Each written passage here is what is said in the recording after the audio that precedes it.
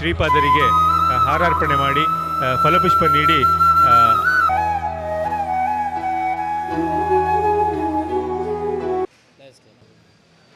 ಇವತ್ತು ಆದಿತ್ಯವಾರ ಅಂದರೆ ಆರೋಗ್ಯದ ದಿವಸ ಅಂತ ಲೆಕ್ಕ. ಸೂರ್ಯನ ದಿವಸ. ಆರೋಗ್ಯಂ ಭಾಸ್ಕರಾದಿಚ್ಛೇತ್. ಸೂರ್ಯನು ಆರೋಗ್ಯದ ಮೂಲ ದೇವರು.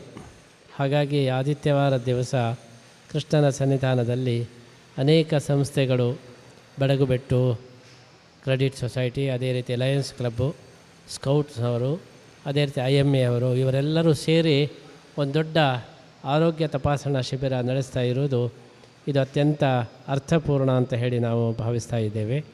ಕೃಷ್ಣ ಗೀತೆಯಲ್ಲಿ ಹೇಳ್ತಾನೆ, ನಾನಾ ಜನಸ್ಯ ಶುಶ್ರೂಷ ಕರ್ತವ್ಯ ಕರವನ್ಮಿತೆ ಅಂತ ಹೇಳಿ.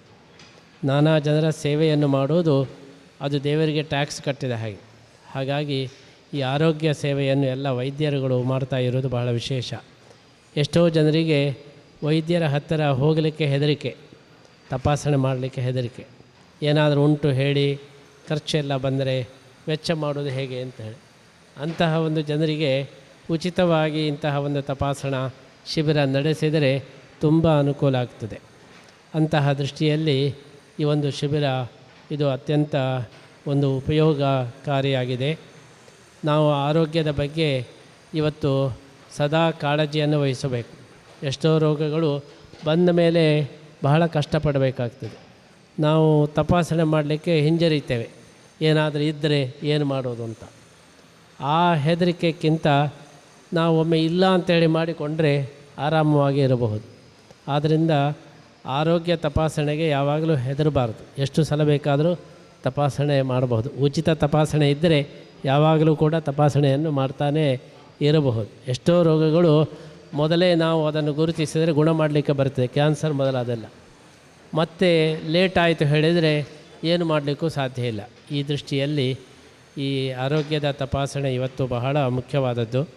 ಇವತ್ತಂತೂ ನಮ್ಮ ಜೀವನ ಶೈಲಿ, ಅದೇ ರೀತಿಯ ಆಹಾರ ಪದಾರ್ಥಗಳು ಇದೆಲ್ಲ ರೋಗಕಾರಕವಾಗಿವೆ. ಪ್ರತಿಯೊಬ್ಬರಿಗೂ ಕೂಡ ಇವತ್ತು ರೋಗ ಜಾಸ್ತಿ ಆಗ್ತಾ ಇದೆ.